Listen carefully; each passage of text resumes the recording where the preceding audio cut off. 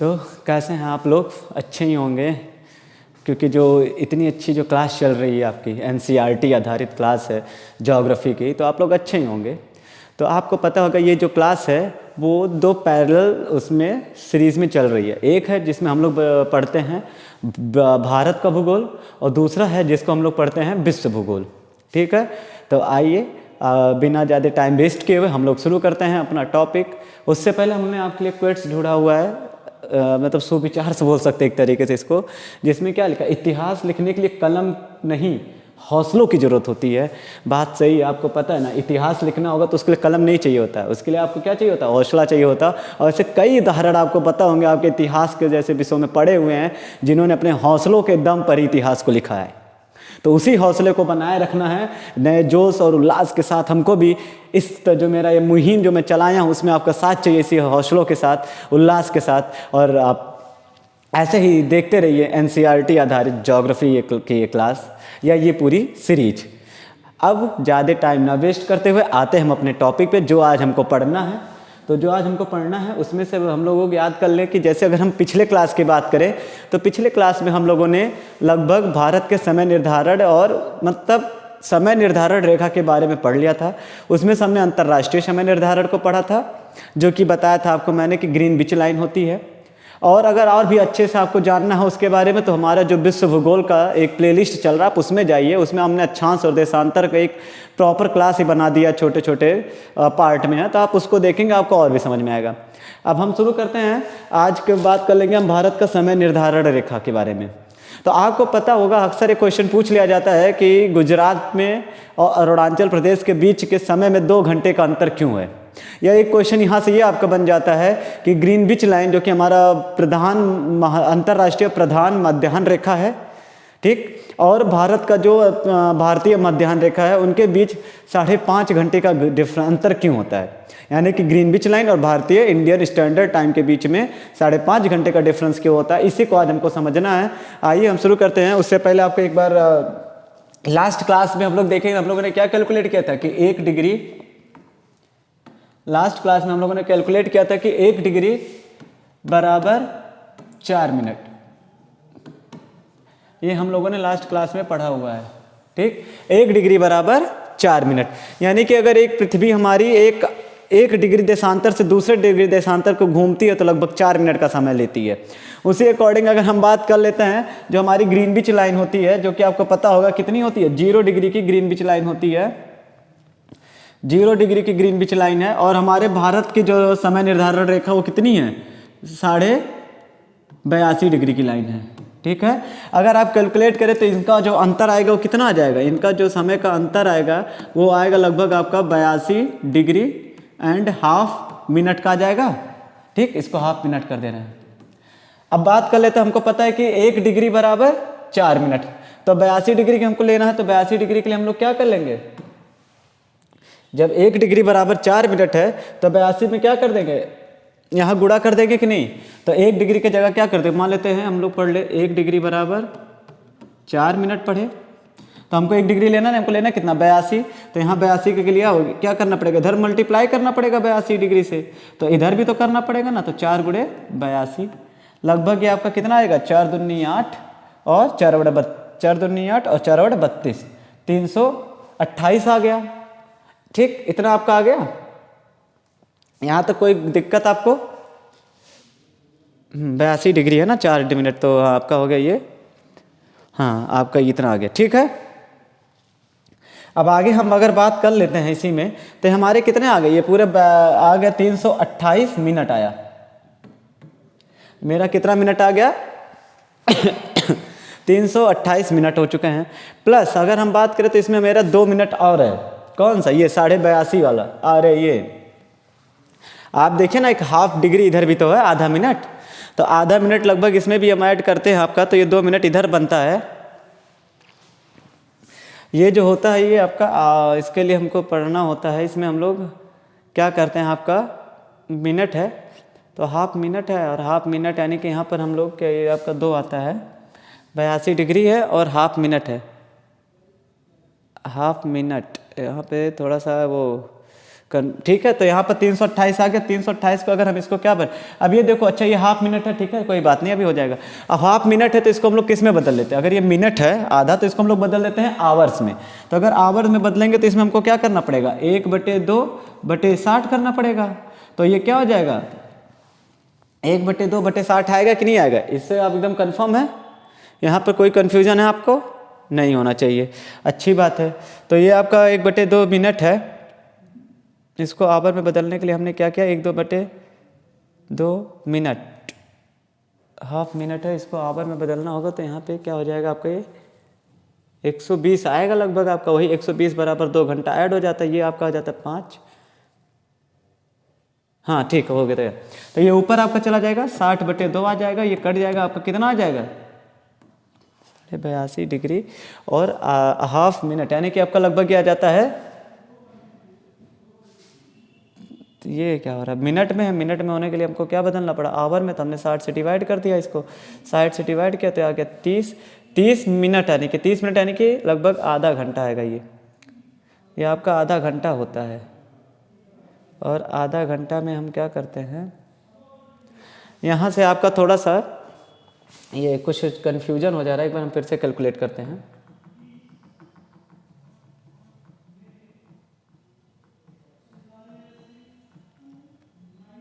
हाँ, आपने यहाँ तक क्या, हम लोग 82 डिग्री तक निकाल लिए थे, तो 82 डिग्री की अगर हम बात किए तो कितना आ गया था, 328 आ गया था कि नहीं आ गया था, ठीक है, 328 इतना तो हमको आ चुका था कि अगर 1 डिग्री भी चलने में 4 मिनट लेता है तो 82 डिग्री चलने में 328 मिनट हो जाएगा। 328 मिनट ये हो गया, ठीक है। आप यहाँ तक पूरा नोट करिए, यहाँ तक लिखिए, उसके बाद आगे नए स्लाइड में बनाते हैं हम कैसे, यहाँ तक आप नोट कर लीजिए।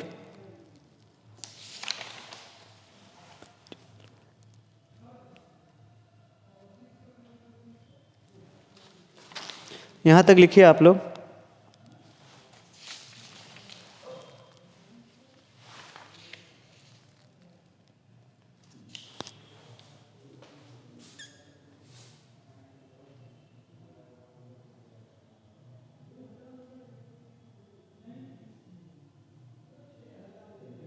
ठीक, यहाँ तक हो गया, आपको यहाँ तक कोई कन्फ्यूजन नहीं। अच्छा ये बताइए, ये भी तो एक आधी डिग्री होगी कि नहीं होगी, होगी ना। तो अगर 1 डिग्री चलने में 4 मिनट ले लिया तो आधी डिग्री चलने में, तो यहाँ से 2 से डिवाइड करेंगे, आप 2 से यहाँ भी डिवाइड करेंगे तो कितना आ जाएगा, 2 मिनट आएगा कि नहीं। और यही 2 मिनट आप इसमें भी ऐड कर देंगे तो कितना हो जाएगा, 330 मिनट। अब इस 330 मिनट को क्या करेंगे आप, आवर में बदलिए। तो जब आवर में बदलेंगे तो आपको 60 से डिवाइड कर देना पड़ेगा, जब आप 60 से इसमें डिवाइड कर देंगे तो आपका आ जाएगा 5.5 घंटा, यानी कि 5 घंटा और 30 मिनट, 5.5 घंटा बोल सकते हैं, ठीक है, एक तरीके से इसको। तो आप याद रखिए, हमने यहाँ कैलकुलेट कर लिया क्या, कि जो अंतरराष्ट्रीय प्रधान मध्याह्न रेखा और हमारा भारतीय देशांतर रेखा, उसके बीच में टोटल कितने घंटे का अंतर आता है, तो 5.5 घंटे का अंतर आता है। कैसे, हमने देखा 1 डिग्री में 4 मिनट लेती है पृथ्वी घूमने में, तो 82 डिग्री घूमने में 4 गुणे 82 यानी कि 328 प्लस हाफ डिग्री और भी है। तो अगर 1 डिग्री 4 मिनट में, तो हाफ डिग्री घूमने में 4 से डिवाइड कर दिया, 2 मिनट आया, दोनों को ऐड कर दिया, 330 मिनट। अब 330 मिनट बोलना बहुत ज़्यादा हो रहा, तो हम लोग ने इसको घंटे में बदल लिया, तो आ गया 5.5 घंटा। सेम ऐसे ही तरीके से कोई और तरीका समझेंगे कि 1 डिग्री बराबर होता है आपका, हमने पढ़ा 4 मिनट, इसी का यूज करेंगे तो हमको पता है। अगर हम बात करें, ये जो अगला क्वेश्चन आपका है कि गुजरात और अरुणाचल के बीच में समय का 2 घंटे का अंतर क्यों है, उसका आंसर निकालें। तो आपको पता होगा गुजरात का जो सबसे पूर्वोत्तर पॉइंट था, यानी अरे पश्चिमोत्तर पॉइंट क्या है इंडिया का, गुहार मोती, ठीक। और इसका सबसे पूर्वोत्तर पॉइंट हमने क्या पढ़ा था, कीबुथु या आंजय शहर, आंजय, ठीक, जो कि अरुणाचल प्रदेश में कीबुथी जिला में था। ये क्या था, गुजरात राज्य के कच्छ जिले में थे, ठीक है। अब इसको हम लोग पढ़ेंगे, हम लोग पता है कि जो देशांतरीय विस्तार भारत को 68 डिग्री से 97 डिग्री तक है कि नहीं है, 68 डिग्री से 97 डिग्री का। तो इनके बीच का हमने बताया था ना कि अंतर देखेंगे, तो इनके बीच का अंतर कितना आएगा, अगर इनके बीच का अंतर निकाले तो आ जाएगा 30 डिग्री का, आएगा कि नहीं। अब हमने पढ़ा हुआ कि 1 डिग्री चलने में 4 मिनट लेती है, 1 डिग्री चलने में 4 मिनट चलेगी, तो 30 डिग्री चलने में तो 4 गुणे 30 हो जाएगा कि नहीं, यानी कि आपका कितना आ जाएगा, 120 मिनट आएगा कि नहीं, 120 मिनट आ जाएगा। यानी कि अब 120 मिनट को अगर हम घंटे में बदलेंगे तो कितना आ जाएगा, 2 घंटा आएगा कि नहीं। यानी कि यहाँ से हमने क्या निकाल लिया कि जो भारत के पूर्व पश्चिमोत्तर पॉइंट से लेकर के भारत के पूर्वोत्तर पॉइंट के बीच में लगभग 2 घंटे का अंतर आता है। आया कि नहीं? देखिए लगभग 30 डिग्री का अंतर है, 1 डिग्री चलने में 4 मिनट लेती है, तो यानी कि आपका आएगा 2 घंटा।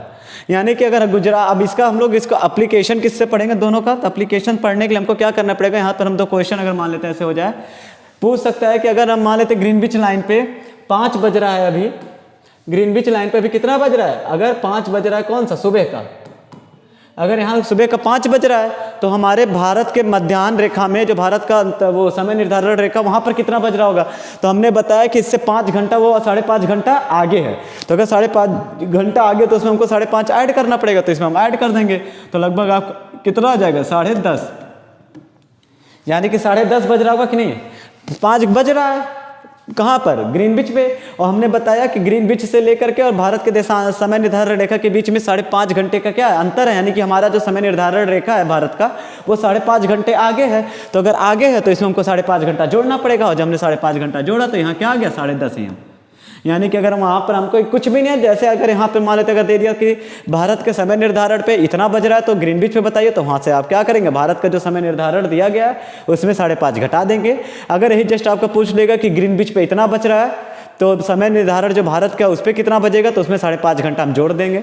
ऐसे ही क्वेश्चन पूछ लेता है, अगर हम मान लेते हैं कि पूर्वोत्तर बात की, पूर्वोत्तर यानी कि अरुणाचल प्रदेश में अगर 5 बज रहा है, ठीक है, सुबह के 5 बज रहा है, तो आपके गुजरात में कितना बचेगा, तो हमने पढ़ा हुआ है कि गुजरात से लेकर के यानी कि पश्चिमोत्तर पॉइंट और पूर्वोत्तर पॉइंट के बीच में 2 घंटे का अंतर होता है, तो अगर इधर 5 बज रहा है, अगर इधर 5 बज गया तो इधर कितना बज रहा होगा, अभी 2 घंटा पीछे होगा ना ये इससे, तो यहाँ पर हम क्या कर देंगे 2 घंटा घटा देंगे, तो यहाँ भी कितना बज रहा होगा, 3 बज रहा होगा, 2 घंटा ये पीछे है ना, तो अगर यहाँ 5 बज रहा तो यहाँ 3 अभी बज रहा होगा, ठीक है।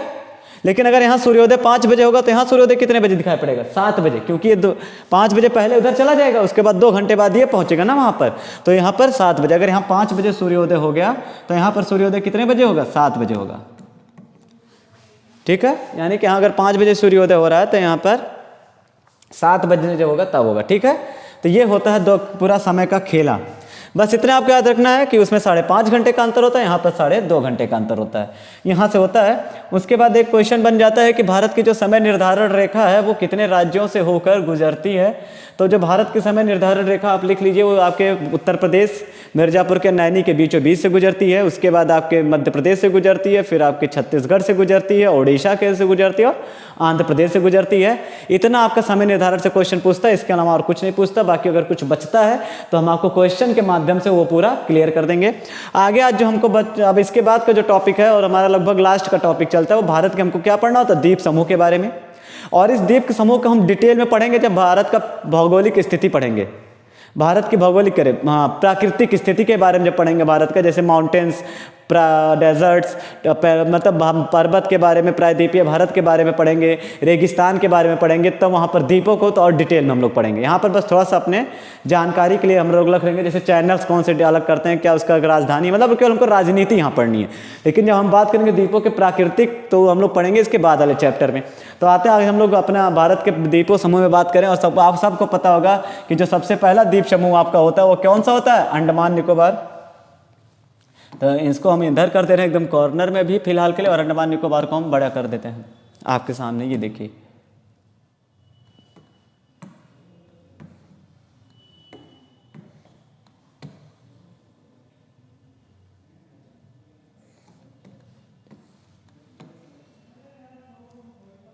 ठीक, ये आपके पास कौन सा है, अंडमान निकोबार का मैप है। आप देख लीजिए ध्यान से, ये आपका लैंडफॉल आइलैंड है, ये कोको चैनल है, ठीक है। यहाँ आपका नॉर्थ अंडमान दिख रहा होगा, ये आपका इंटरव्यू आइलैंड दिख रहा है, ये साउंड आइलैंड दिख रहा है, ये आपका स्मिथ आइलैंड है, ये मिडिल अंडमान अब आ गया, ठीक है। और उसके बाद ये छोटा सा आप देख रहे होंगे आउटरम आइलैंड है, यहाँ पर ये आपका हेनरी लॉरेंस आइलैंड है, ये पूछ लेता है अक्सर एग्जाम में। ये आपका बैरन, बैरन बहुत इंपॉर्टेंट, अभी बताएंगे बैरन क्यों इंपॉर्टेंट है। यहाँ पर देखिए छोटा सा डॉट होगा बैरन के लिए, ठीक है। तो बैरन हो गया आपका ये। उसके बाद आप नीचे आइए तो जॉन लॉरेंस है, वहाँ हेनरी लॉरेंस, यहाँ जॉन लॉरेंस है, हेल्बर्ग नील, और ये है नेल्स आइलैंड है, यहाँ पर आपका टारमोगली आइलैंड है, नॉर्थ सेंटिनेंटल आइलैंड जहाँ पर एक बहुत ज़्यादा फेमस जनजाति आपको पता होगा, पोर्ट ब्लेयर, साउथ अंडमान आ गया। उसके बाद आपका डंकन पासेस है, ये लिटिल अंडमान है, अंडमान सी है, 10 डिग्री चैनल, ये सब अभी हम लोग आपको डिटेल में एकदम पूरा पढ़ेंगे। तो आप अगली हेडिंग डाल लीजिए अपना अंडमान निकोबार में, और इसमें आप ऐसे ही भारत समझते हुए चलेंगे। आप एक बार मैप को ध्यान से देखिए।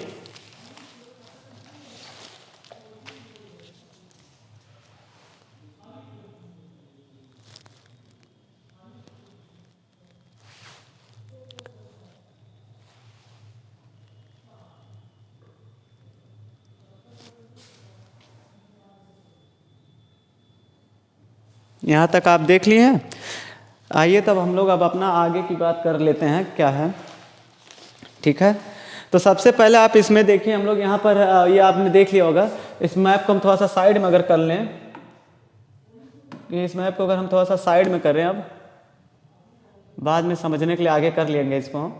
अभी फिर से यहाँ छोटा कर दे रहे हैं इसको, अभी फिर बाद में जब हमको समझना होगा तो हम इसको बड़ा कर देंगे, ठीक है। तो हम लोग यहाँ बात कर लेते हैं अंडमान के बारे में।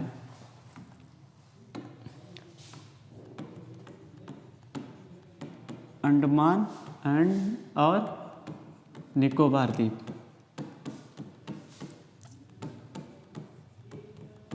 तो इसमें हम केवल बच्चों आप लोग को बताते केवल हम लोग किसको पढ़ेंगे, केवल इनके राजनीति के स्थिति के बारे में, ठीक है। लेकिन इसके बाद जब आएगा जो चैप्टर शुरू करेंगे प्राकृतिक स्थिति के बारे में हम लोग पढ़ेंगे। सबसे पहले हम लोग बात कर लेते हैं कि भारत के जो सबसे पहला क्वेश्चन अक्सर बन जाता है कि भारत के 2 केंद्र शासित राज्य कौन किसी पे हैं। भारत के 2 केंद्र शासित राज्य किस किस द्वीप पे बसे हुए थे। पहला बसे है आपका अंडमान निकोबार पे, ठीक है। अंडमान, इसमें पूरा लिखना पड़ेगा अंडमान को, ऐसे सुन लीजिए। तो भारत के 2 केंद्र शासित राज्य किस पे बसे हैं, एक अंडमान पे और मतलब अंडमान निकोबार द्वीप पे बसे हैं, और दूसरा लक्षद्वीप पे। तो भारत के 2 केंद्र शासित राज्य या प्रदेश की बात करेंगे तो कहाँ पर है, अंडमान पे और लक्षद्वीप पे बसे हैं, ठीक है। इसके बाद हम लोग बात करते हैं जो अंडमान के बारे में। अब यहाँ से आपका समझने की बात है कि आपको पता होगा कि जो हमारा हिमालय है ऐसे आपका जम्मू कश्मीर से होते होते जाता है आपका अरुणाचल प्रदेश, और देखोगे ऐसे दक्षिण में घूम जाता है, घूमता है कि नहीं। तो दक्षिण में जब वो घूम जाता है तो हमारे पड़ोसी म्यांमार है, तो म्यांमार में भी जाता होगा क्योंकि वो हमारा भारत और अरुणाचल प्रदेश के बीच में बॉर्डर बनाता है, सीमा बनाती है।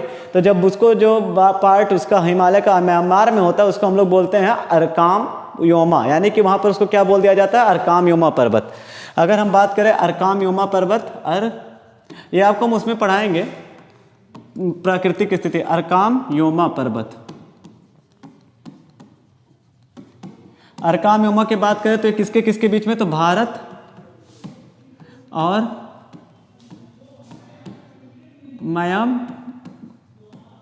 म्यांमार के बीच सीमा बनाता है, के बीच सीमा निर्धारण करता है।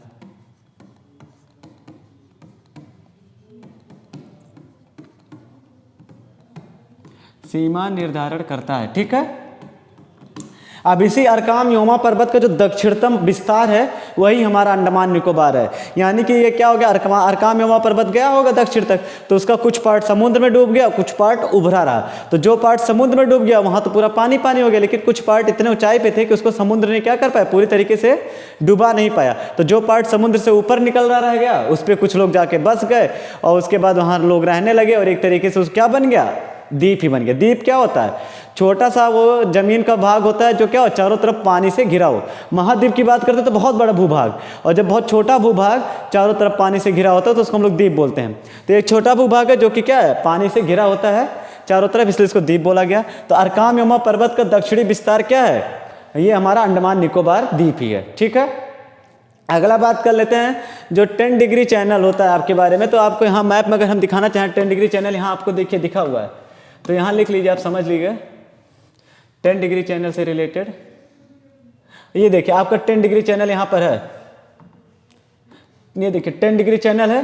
तो 10 डिग्री चैनल किसको किसको अलग कर रहा है, यहाँ पर आपका क्या लिखा है, लिटिल अंडमान, ये है लिटिल अंडमान, और ये आपका कार निकोबार आइलैंड। तो लिटिल अंडमान और कार निकोबार को कौन अलग कर रहा है, 10 डिग्री चैनल। तो लिटिल अंडमान और कार निकोबार को कौन अलग करता है,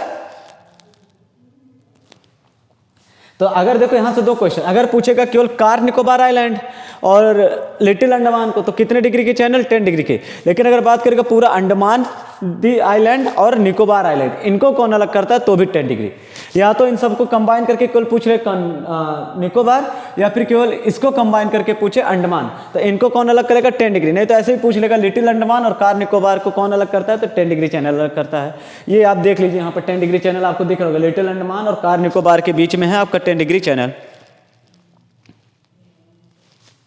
आगे आपका एक यहाँ पर छोटा सा और हम अभी आपको दिखाएं,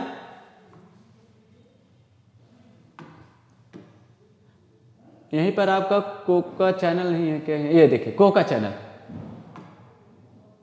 ये आप देख रहे हैं यहाँ पर है कोका चैनल। ये देखिए आपका कोका चैनल है कि नहीं, कोको चैनल या कोका चैनल। तो कोको चैनल कहाँ एकदम उत्तर, नॉर्थ अंडमान के एकदम उत्तर में है कि नहीं है, या तो अंडमान आइलैंड के उत्तर में है या फिर उत्तरी अंडमान के उत्तर में है कोका चैनल, है कि नहीं। और ये क्या है पूरी तरीके, कोका चैनल पहले भारत का क्या था भाग था, लेकिन बाद में इसको क्या कर दिया गया था, म्यांमार को गिफ्ट दिया, उपहार के तौर पे दे दिया गया था, जो कि आज के टाइम में इस पे चाइना अपना कब्जा, मतलब म्यांमार ने चाइना को दे दिया, न तो हमने म्यांमार को दिया, म्यांमार ने चाइना को दे दिया। तो ये जो कोको चैनल है क्या है, म्यांमार के अधिकार क्षेत्र में आता है। और इसको कोका, यहीं पर आपका कोको द्वीप भी है, ये देखिए कोको क्या आइलैंड है, तो कोको आइलैंड और अंडमान को कौन अलग करता है तो कोको चैनल अलग करता है। कोको आइलैंड और अंडमान निकोबार आइलैंड को कौन अलग करता है तो कोको चैनल अलग करता है, ठीक है। और कोको चैनल आपको पता है अंडमान के बारे में क्या रही, कोको के बारे आइलैंड के बारे में हमने बता ही दिया। तो यहाँ से 10 डिग्री चैनल कार निकोबार और लिटिल अंडमान को, कोको आइलैंड और नॉर्थ अंडमान या फिर अंडमान को अलग करता है, ठीक है। आप यहाँ पर देखिए ये है आपका कोको चैनल और ये आपका देखिए क्या है 10 डिग्री चैनल है। एक यहाँ पर आपका डुंकन पास, देखिए ये है डुंकन, तो डुंकन पास की बात करेगा तो किसको किसको अलग करेगा आपका, ये देखिए पूरा आपका मिडिल अंडमान है और लिटिल अंडमान यानी कि मध्य और किसको, मध्य अंडमान को और लिटिल मतलब छोटे अंडमान, लिटिल अंडमान को कौन अलग करता है डुंकन पास। लिटिल अंडमान और कार निकोबार को 10 डिग्री में से मध्य अंडमान और लिटिल अंडमान को डुंकन पास। कोको चैनल किसको अलग करेगा, कोको आइलैंड और नॉर्थ अंडमान को, ठीक है। तो डुंकन पास देखिए किसको किसको अलग करेगा, मिडिल अंडमान को और लिटिल अंडमान को। इसी में और आगे देखिए आपका यहाँ पर एक दिख रहा होगा बैरन आइलैंड, ठीक है। ये आपने लिख लिया होगा, इसको हम लोग क्या करते हैं इरेज करते हैं एक बार, या इसी को एक काम करते हैं पूरा कॉपी पेस्ट कर देते हैं, रुको, ठीक है। इसी में आपको हम इसको इरेज ही करते रहे पूरा, या एक नया स्लाइड ही बना देते हैं, रुकिए सबसे बढ़िया।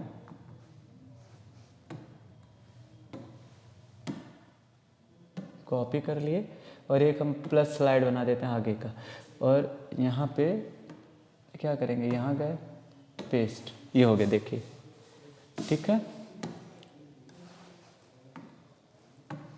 अब यहाँ से आपको देखना एक एक चीज, हमने देखिए बात कर लिया 10 डिग्री चैनल की, ठीक। 10 डिग्री चैनल की बात किया तो कार निकोबार को और लिटिल अंडमान को अलग कर रहा है। हमने बात किया डुंकन पास, डुंकन पास की अगर हम बात किया तो किसको अलग कर रहा है, लिटिल अंडमान और मध्य अंडमान को, ठीक है। और हमने बात किया कोको, ये है देखिए कोको, अगर कोको चैनल की बात की तो कोको चैनल किसको अलग कर रहा है तो कोको चैनल अलग कर रहा है कोको द्वीप को और नॉर्थ अंडमान को। सब देखिए कोको चैनल, डुंकन पास और 10 डिग्री चैनल, यही सब हैं पूरे।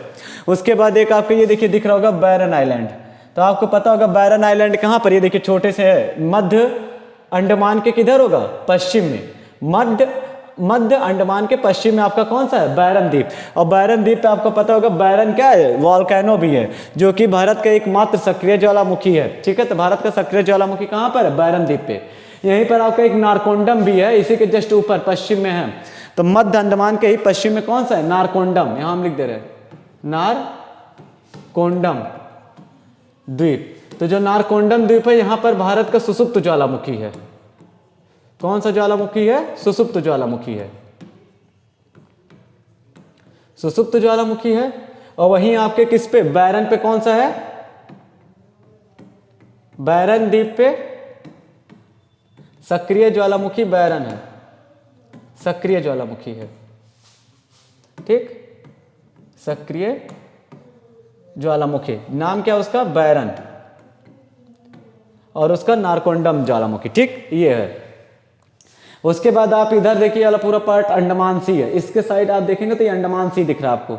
देखिए लिटिल अंडमान के पश्चिम में क्या है, अंडमान सी है। ठीक। और इस पूरे के अंडमान निकोबार के पूर्व में क्या है, तो बे ऑफ बंगाल है। तो पूरे अंडमान के पूर्व में क्या है, बे ऑफ बंगाल है। अंडमान के पश्चिम में क्या है, तो अंडमान सी है। बैरन आइलैंड भी उसी के पश्चिम में है, ठीक है। यहाँ तक आप देख समझिए, लिखिए और समझिए।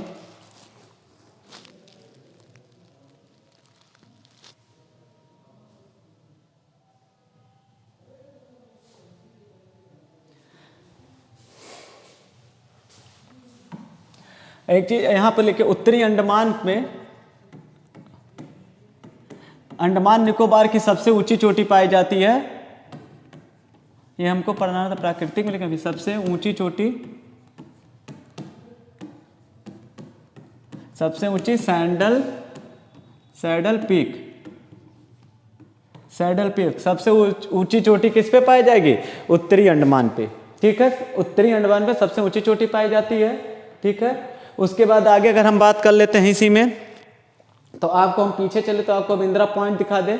ये आप देखिए नीचे इंदिरा पॉइंट, ये देखिए इंदिरा पॉइंट यहाँ पर है कि नहीं, ये है इंदिरा पॉइंट। देखिए भारत का सबसे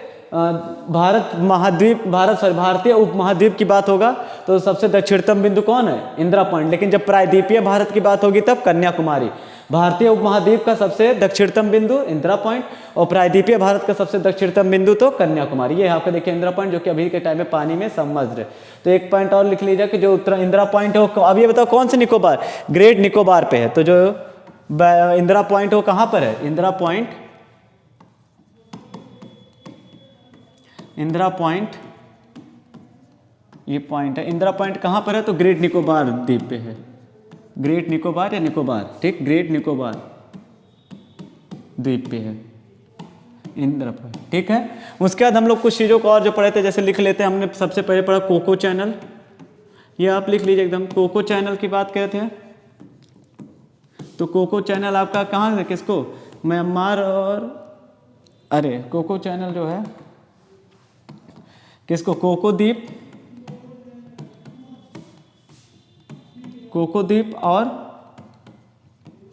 उत्तरी अंडमान को अलग करता है, उत्तरी अंडमान के बीच स्थित है। उसके बाद हमने पढ़ा था डुंकन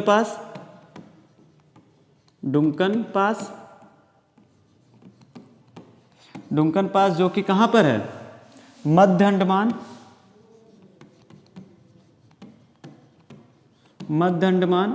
और लिटिल अंडमान के बीच में है, या उसके बीच उसके डुंकन पास है। बात किया था हमने 10 डिग्री चैनल, तो 10 डिग्री चैनल की हमने बात किया था। तो 10 डिग्री चैनल किसके किसके बीच में था, तो मध्य अंडमान और लिटिल अंडमान के बीच में डुंकन पास था। हाँ, यहाँ पर हम लोग देख लेते हैं पीछे से चल के। डुंकन पास कहाँ पर है, 10 डिग्री चैनल, लिटिल अंडमान और, हाँ ये है देखिए 10 डिग्री चैनल किसके, लिटिल अंडमान और कार निकोबार, ठीक, कार निकोबार के बीच में है। तो 10 डिग्री चैनल किस में है, तो लिटिल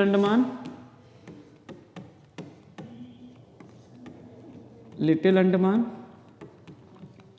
और ऐसे पूरा लिख लीजिए, यही सब इंपॉर्टेंट पॉइंट है। और कार निकोबार। अब कार निकोबार बोले या निकोबार बोले, बात एक ही है। तो पूछ सकता है कि अंडमान और निकोबार के बीच में कितने डिग्री की चैनल है, तो 10 डिग्री की चैनल है, ठीक है। या केवल बोल चले लिटिल अंडमान और कार निकोबार के बीच में कितने डिग्री की चैनल, तो 10 डिग्री की चैनल। इतना आप लोग लिख लिए, लिखिए अच्छे से इसको बात। और आपका एक इंदिरा पॉइंट है ना, तो इंदिरा पॉइंट आपको हम बता दें कितने अक्षांश पे स्थित है। तो ये आपका स्थित है 6 डिग्री 4 मिनट उत्तरी अक्षांश पे है ये, ठीक है। और जो कन्याकुमारी है वो 8 डिग्री 4 मिनट उत्तरी अक्षांश पे है।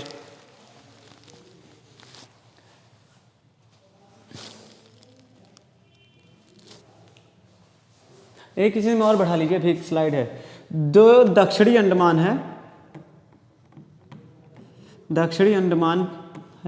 वहां पर क्या है, इसकी राजधानी पोर्ट ब्लेयर राजधानी किसकी, अंडमान निकोबार आइलैंड की जो राजधानी है पोर्ट ब्लेयर, वो किस पे स्थित है, दक्षिणी अंडमान पे अंडमान निकोबार द्वीप की राजधानी स्थित है।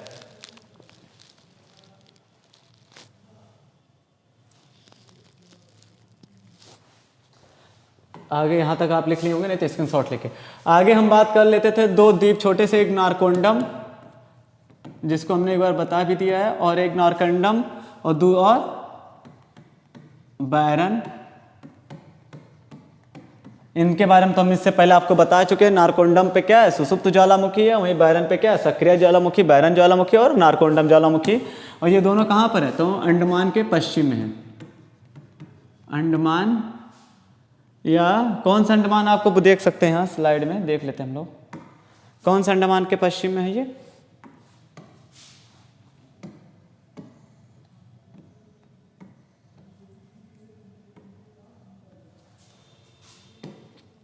ये देखिए, ये है आपका, ये मिडिल अंडमान के पश्चिम में, ये देखिए बैरन, और इसी के पश्चिम में नारकोंडम, मिडिल अंडमान यानी कि मध्य। तो यहाँ पर कौन सा है, ये मध्य अंडमान के बीच में है, यहाँ लिख लीजिए ऐसे ही, तो मध्य।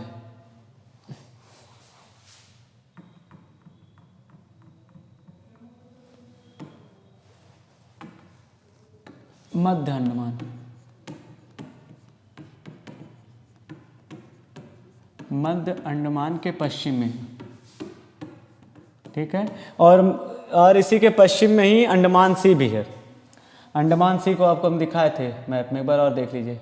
यह है अंडमान सी, लिटिल अंडमान के पश्चिम में है, या अंडमान के पश्चिम में है। लिटिल अंडमान बोले या अंडमान के पश्चिम में है। कहाँ पर, लिटिल अंडमान, अब लिटिल बोले चाहे अंडमान बोले, दोनों तो एक ही है ना। लिटिल अंडमान के किसमें, अंडमान सी है, अंडमान सी या अंडमान सागर,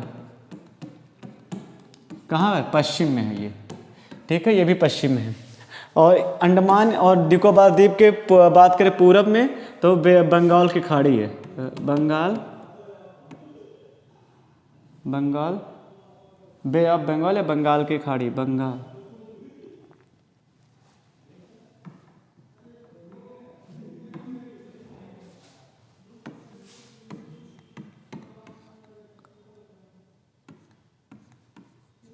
बंगाल की खाड़ी है, कहाँ पर, इसके पूरब में। बंगाल की खाड़ी कहाँ है, अंडमान और निकोबार द्वीप के पूरब में, ऐसे लिख दे रहे, बहुत ज़्यादा नहीं, अंडमान